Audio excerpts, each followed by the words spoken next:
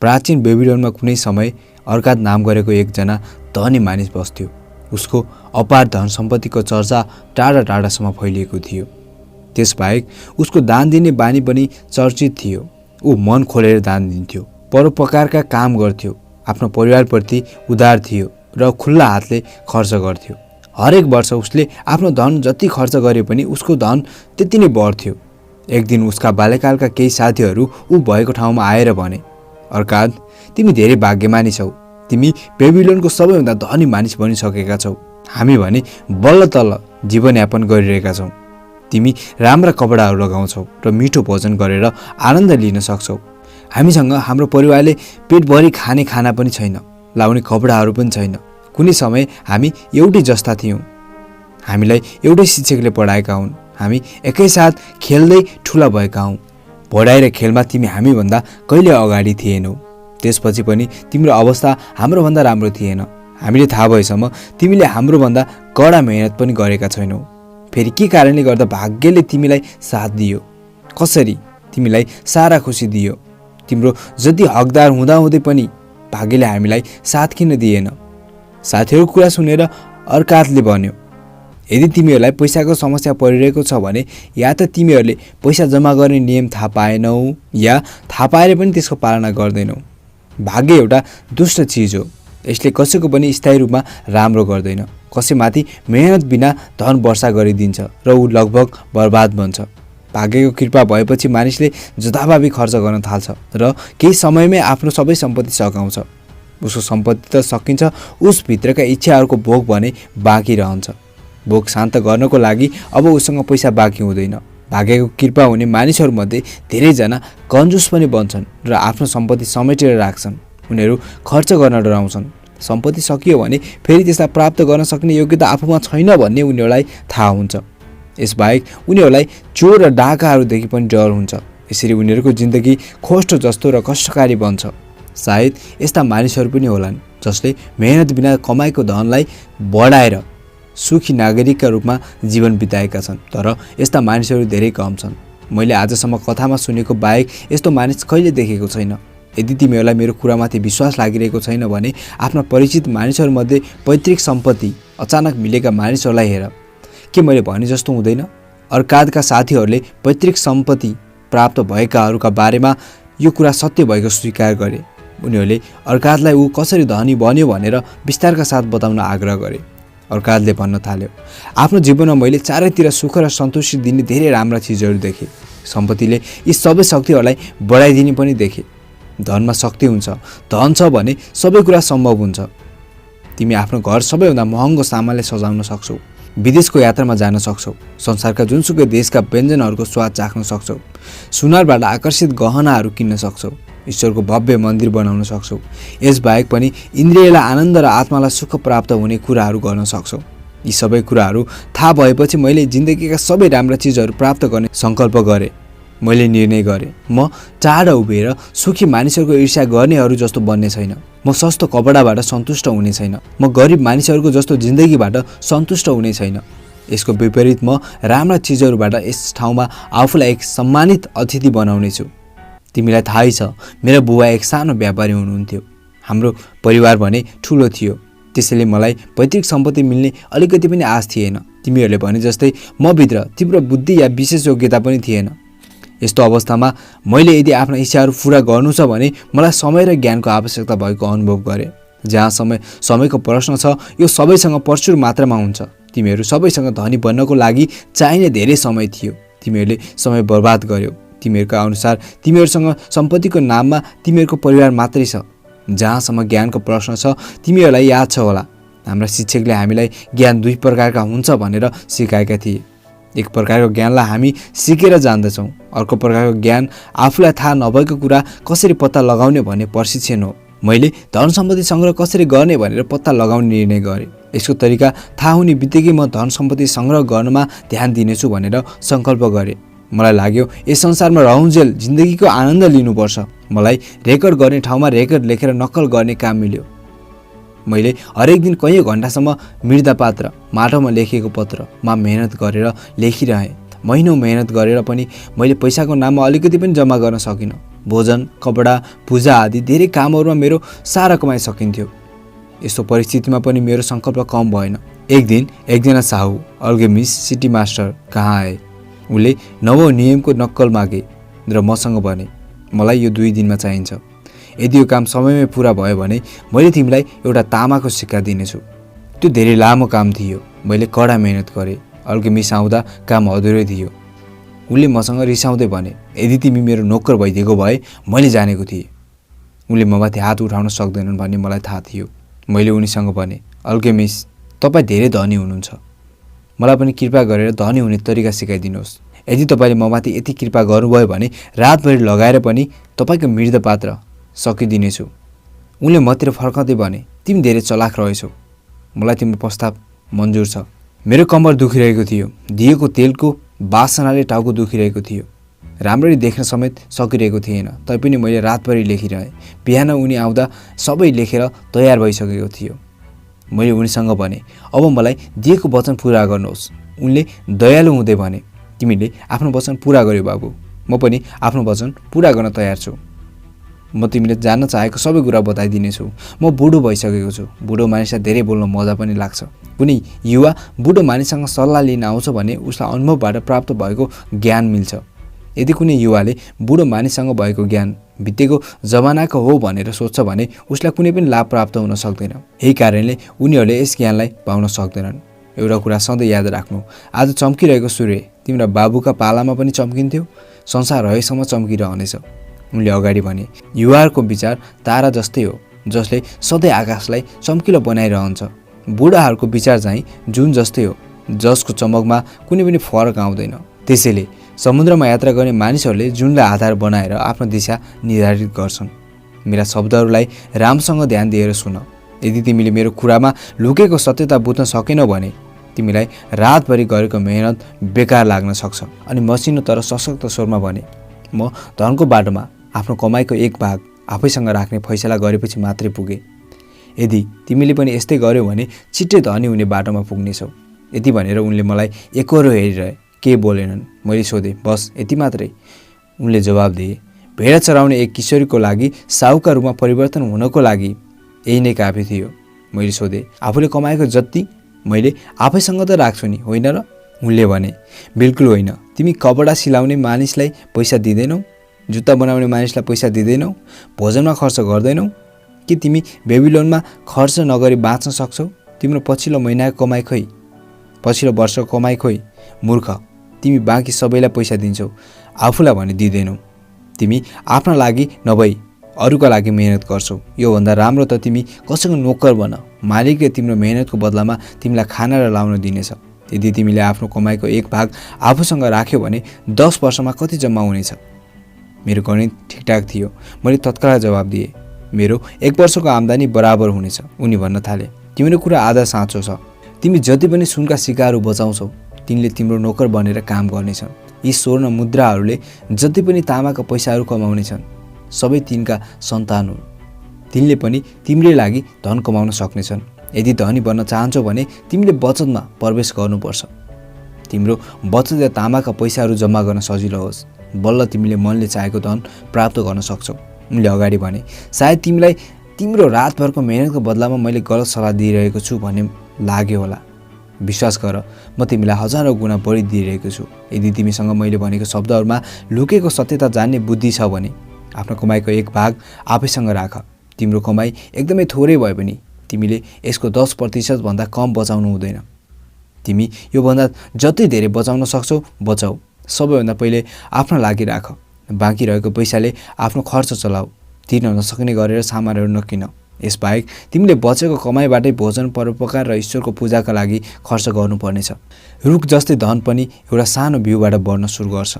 तिमीद्वारा बचाएको तामाको पहिलो पैसा बिउ हो। यसैबाट तिम्रो धनको रुख उम्रन्छ। जति छिटो समयमा मलजल गर्छौ त्यति नै छिटो बढ्छ यो। जति छिटो तिमी निष्ठा र निरन्तरताले यस रुखमा बचत रूपी पानी हाल्छौ त्यति नै छिटो तिमी यसको छायामुनि बसेर आराम गर्न सक्छौ। यति भनेर उनले आफ्नो मृत्युपत्र उठाए र गए। मैले उनको विचारमाथि धेरै समयसम्म सोचेँ। उनको विचार मलाई तर्कपूर्ण लाग्यो। मैले त्यसमाथि बानी बसाउने फैसला गरेँ। केही कमाउँदा मैले तामाको 10 पैसा मध्ये 1 पैसा निकालेर अलग्गै राख्थेँ। अचम्मको कुरा, मलाई खर्च चलाउन पहिलेको भन्दा धेरै समस्या परेन। मलाई कुनै पनि फरक अनुभव भएन। मैले आफ्नो आम्दानीको 10औं भाग बिना नै आफ्नो खर्च चलाउन थालेँ। बिस्तारै बिस्तारै मेरो बचतको आकार ठुलो हुन थाल्यो। आफ्नो बढिरहेको बचत देखेर कहिलेकाहीँ मेरो मन भड्किन्थ्यो। राम्रा राम्रा कपडा किन्न र अन्य मन लागेका कुराहरू गर्न मन लाग्थ्यो। यस्तो अवस्थामा मैले आफूलाई बलियो बनाएँ र यस्तो गर्नबाट जोगिएँ। 1 वर्षपछि अल्केमिस्ट फेरि आएर मलाई सोधे, बाबु, के तिमीले पछिल्लो कमाइबाट 10औं भाग आफ्नो लागि बचायौ? मैले गर्वको साथ जवाब दिएँ, हो, मैले बचाएँ। उनले मुस्कुराउँदै भने, धेरै राम्रो कुरा। तिमीले त्यो पैसा के गर्यौ त? मैले त्यो पैसा इँटा बनाउने मानिस अजमरलाई दिएँ। उसका अनुसार ऊ कुनै टाढाको देशमा जाँदैछ। मेरो पैसाबाट फिनिसियन्सका दुर्लभ सामानहरू किनेर ल्याउनेछ। ऊ फर्किएपछि हामी त्यसलाई बेचेर नाफा कमाउनेछौँ। उनले रिसाएर झर्किँदै भने, हरेक मूर्खले आफ्नो गल्तीबाट मात्रै सिक्छ। तिमीले रत्नहरूका बारेमा इँटा बनाउने मानिसमाथि किन विश्वास गर्यौ? के तिमी रोटी बनाउने मानिससँग ज्योतिषको भविष्यवाणीका बारेमा सोध्छौ? सोध्दैनौ नि। यदि तिमीसँग अलिकति मात्रै पनि बुद्धि भएको भए यसका लागि ज्योतिष भएको ठाउँमा जान्थ्यौ। तिम्रो अहिलेसम्मको पुरै बचत खेर गयो बाबु। तिमीले आफ्नो धनरूपी रुखलाई जरैसम्म उखेलेर फालिदियौ। अब तिमी फेरि यसै गरी बचत गर्न सक्छौ। फेरि एकपल्ट कोसिस गर। यदि अर्कोपल्ट तिमीलाई सुनका बारेमा थाहा पाउनु पर्यो भने गहनाहरू बनाउने ठाउँमा जाऊ। भेडाका बारेमा थाहा पाउनु पर्यो भने भेडा चराउने गोठालो भएको ठाउँमा जाऊ। सल्लाह मानिसहरूले सित्तैमा दिन्छन्, तर यसका बारेमा सतर्क रहनु आवश्यक हुन्छ। स्वीकार गर्न योग्य सल्लाहलाई मात्र स्वीकार गर। बचतका बारेमा अनुभवहीन मानिसहरूसँग सल्लाह लियो भने गलत सल्लाहका कारण आफ्नो बचत खेर जान्छ। यति भनेर उनी आएकै बाटोबाट फर्किए। आखिर उनले भने जस्तै भयो। बदमास फिनिसियन्सले रत्न जस्तै देखिने खालको काँचका सस्ता टुक्रा अजमरलाई भिडाइदिए। अल्केमिस्टले भने जस्तै गरी दोस्रो पटक पनि मैले आफ्नो कमाइको 10औं भाग बचाएँ। अब मलाई बचत गर्ने बानी परिसकेको थियो। त्यसकारण मेरा लागि यो काम गाह्रो थिएन। 1 वर्षपछि अल्केमिस्ट फेरि मैले काम गर्ने कोठामा आयो र मसँग सोधे, हाम्रो पछिल्लो भेटघाटपछि तिमीले यसमा कतिको कोसिस गर्यौ? मैले जवाब दिएँ, मैले आफ्नो लागि बचत गरेर 10औं भाग बचाएँ। हतियार बनाउने मानिसलाई उसको सामान खरिद गर्न दिएको छु। मलाई हरेक 4 महिनामा ब्याज आउँछ। यो तिमीलाई राम्रो गर्यो। अब मलाई बताऊ, तिमी त्यस ब्याजबाट आएको पैसालाई के गर्छौ? रमाइलो गर्छौ। मिठा खानेकुरा, राम्रो खालको रक्सी र केक किन्छु। एउटा रातो रङको ज्याकेट किनिसकेको छु। अब छिट्टै यात्राका लागि एउटा खच्चर किन्दैछु। मेरो कुरा सुनेर उनी हाँसे। तिमी आफ्नो बचतको सन्तानलाई खाइरहेका छौ। कसरी त्यसले तिम्रा लागि काम गर्छ भनेर आशा गर्छौ? अनि तिम्रा लागि काम गर्न सक्ने त्यसका सन्तान पनि तिमीलाई कसरी प्राप्त हुनेछ? सबैभन्दा पहिले ती पैसालाई नोकरहरूका लागि सेनाहरू बनाऊ। त्यसपछि तिमीले पश्चाताप नगरी मोज गर्न सक्छौ। यति भनेर उनी गए। मैले उनलाई एकपटक 2 वर्षपछि देखेँ। बुढो भएका कारण उनको अनुहारमा चाउरी परिसकेको थियो। ढाड थोरै कुप्रो परेको थियो। उनले मसँग सोधे, अर्काद, के तिमीले सपना देखे जस्तै धन मिल्यो? मैले जवाब दिएँ, त्यति त मिलेको छैन, तर मसँग केही सम्पत्ति भन्ने जम्मा भइसकेको छ। यो सम्पत्तिले ब्याज कमाउँछ र ब्याज फेरि ब्याज कमाउँछ। कि कहिले पनि तिमी इँटा बनाउने मानिससँग सल्लाह लिन्छौ? इँटाका बारेमा उसले राम्रो सल्लाह दिन्छ। यो सुनेर उनले भने, अर्काद, तिमीले मैले दिएको एउटा ज्ञान राम्रोसँग सिक्यौ। पहिलो कुरा त तिमीले आफ्नो आम्दानीबाट कसरी कमभन्दा कम खर्च गर्ने भनेर सिक्यौ। अर्को, तिमीले त्यस क्षेत्रको अनुभव र ज्ञान भएको मानिससँग मात्रै सल्लाह लिनुपर्छ भनेर सिक्यौ। अन्तिममा धनलाई आफ्नो लागि कसरी काम गराउने भन्ने कुरा पनि सिक्यौ। तिमीले धन कसरी प्राप्त गर्ने, त्यसलाई कसरी आफूसँग राख्ने र त्यसको प्रयोग कसरी गर्ने भन्ने बारेमा सिक्यौ। अब तिमी जिम्मेवारी पद सम्हाल्न योग्य बनिसक्यौ। म अब बुढो भइसकेको छु। मेरो छोरा धेरै खर्च गर्ने बारेमा मात्रै सोच्छ, कमाउने बारेमा अलिकति पनि सोच्दैन। मेरो बिजनेस धेरै फैलिएको छ। अब म त्यसलाई सम्हाल्न सक्दिनँ। यदि तिमीले निप्पर गएर मेरो बिजनेस सम्हाल्यौ भने म तिमीलाई आफ्नो पार्टनर बनाउनेछु। मैले निप्परमा गएर उसको बिजनेस सम्हाल्न थालेँ। उनको बिजनेस धेरै ठुलो थियो। ममा भने प्रबल महत्त्वाकांक्षा थियो। मैले सम्पत्ति सम्हाल्नको लागि चाहिने 3वटा नियममा निपुणता प्राप्त गरिसकेको थिएँ। यही ज्ञानको आधारमा मैले उनको सम्पत्तिको नाफालाई धेरै बढाइदिएँ। अल्केमिस्ट यस संसारबाट बिदा हुँदासम्म मसँग धेरै धन जम्मा भइसकेको थियो। उनको वचन अनुसार मलाई उनको सम्पत्तिको केही भाग प्राप्त पनि भयो। अर्कादले आफ्नो कथा भनिसक्यो। एकजना मित्रले उसँग सोध्यो, तिमी साँच्चै नै भाग्यमानी थियौ। त्यसैले अल्केमिस्टले तिमीलाई आफ्नो सम्पत्तिको केही भाग दिए। म एउटै कुरामा भाग्यमानी थिएँ। मैले उनीसँग भेट्नुभन्दा पहिले धनी बन्ने इच्छा गरेको थिएँ कि मैले 4 वर्षसम्म आफ्नो आम्दानीको 10औं भाग बचाएर ममा आफ्नो लक्ष्यसम्म पुग्ने धैर्यता छ भनेर प्रमाणित गरिन। के तिमी वर्षौंसम्म माछाको बानी अध्ययन गरेको माझीलाई भाग्यमानी भन्छौ, ताकि उसले हरेक पटकको फरक हावाको साथ आफ्नो जाल फ्याँक्न सकोस्? अवसर एउटा घमण्ड रूपी देवता हो, यसले आफूलाई तयार नगरेको व्यक्तिमाथि समय बर्बाद गर्दैन। अर्को एकजना साथीले प्रतिक्रिया दियो, पहिलो वर्ष बचत डुबेपछि पनि त्यसलाई कायम राख्ने दृढ इच्छाशक्ति तिमीसँग थियो, यसै हेर्दा तिमी असाधारण मानिस हौ। अर्काले भन्यो, इच्छाशक्ति? बकवास। के तिमीलाई इच्छाशक्तिले मानिसलाई उठ जस्तो भारी चिज बोक्न सक्ने शक्ति दिन्छ जस्तो लाग्छ? इच्छाशक्ति अरू केही होइन, आफूले पुरा गर्ने निर्णय गरेको काम गर्ने दृढ सङ्कल्प हो।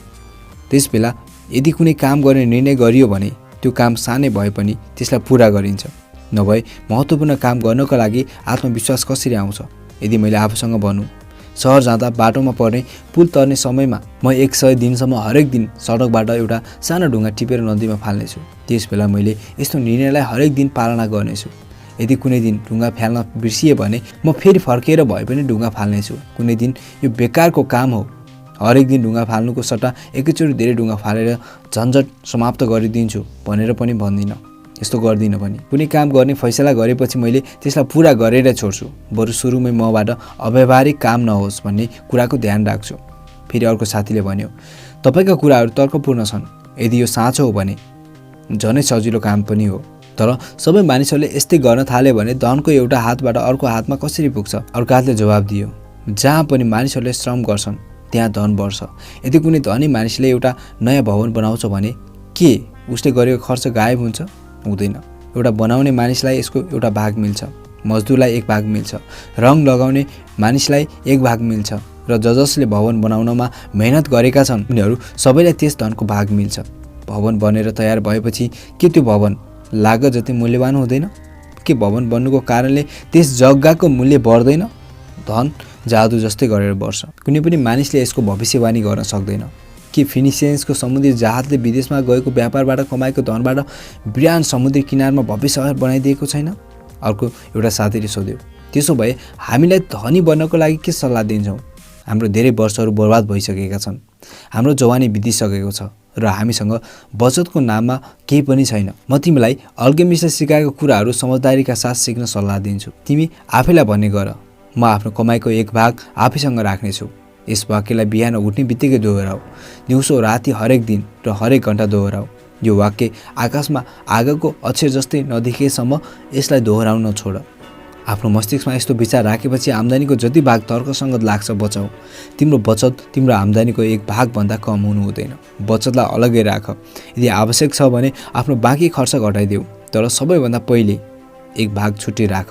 छिट्टै नै तिमीले आफूलाई आफ्नो अधिकार भएको धनको मालिक पाउनेछौ। यसबाट तिमीलाई धेरै नै सुख मिल्नेछ। धन बढ्दै जाँदा तिमीलाई प्रेरणा मिल्नेछ। जिन्दगीको एउटा नयाँ आनन्दले तिमीलाई रोमाञ्चित गर्नेछ। त्यसपछि तिमीले अझै धेरै कमाउने कोसिस गर्नेछौ। तिम्रो आम्दानीसँगै बचत पनि बढ्दै जानेछ। त्यसपछि तिमी बचतलाई आफ्नो लागि काम गराउन सिक। त्यसलाई तिम्रो नोकर बनाऊ। त्यसको सन्तान र सन्तानको पनि सन्तानहरूबाट आफ्नो लागि काम गराऊ। भविष्यको आम्दानी सुनिश्चित गर। बुढा मानिसहरूलाई देखेर कुनै दिन तिम्रो गन्ती पनि त्यसैमा हुनेछ भन्ने कुरा नबिर्स। त्यसकारण आफ्नो धनलाई राम्रो विचार गरेर मात्र प्रयोग गर, ताकि तिमीले यसलाई गुमाउनु नपरोस्। यदि तिमीलाई भगवानले आफूसँग बोलाए भने पनि तिम्रो परिवारमा आर्थिक सङ्कट नआओस् भन्ने कुराको व्यवस्था गर। त्यसकारण समझदार व्यक्तिले यस्ता समझदारी उद्देश्यका लागि धन खर्च गर्नमा अबेला गर्दैन। बुद्धिमान मानिसको सल्लाह माग। धन सम्बन्धी काम गर्ने मानिसहरूको सल्लाह लिऊ। उनीहरूले तिमीलाई गल्ती गर्नबाट बचाउनेछन्। जसरी मैले आफ्नो बचत इट्टा बनाउने मानिसलाई दिएर गल्ती गरेको थिएँ। कम तर सुरक्षित लाभ लिनु जोखिम लिनुभन्दा राम्रो हुन्छ। यस संसारमा रहउन्जेल यसको आनन्द लिऊ। आफ्नो क्षमताभन्दा बढी मेहनत नगर। धेरै धन बचाउने कोसिस पनि नगर। यदि तिमी आफ्नो धनको एक भाग बचाउन सक्छौ भने यसलाई बचाएर नै सन्तुष्ट प्राप्त गर। यसबाहेक आफ्नो आम्दानीका हिसाबले जीवनयापन गर। धेरै कन्जुस नबन, न त खर्च नै गर्न डराऊ। जिन्दगी धेरै सुन्दर छ। जिन्दगीमा आनन्द लिनुपर्ने खालका धेरै चिजहरू छन्। अर्काले साथीहरूलाई धन्यवाद दियो र बिदा भयो। सो अन्त्यमा आफ्नो आम्दानीको 10 मध्ये एक भाग आफ्ना लागि बचाएर राख्नुहोस्। यही नै हो धनी भन्ने नियम।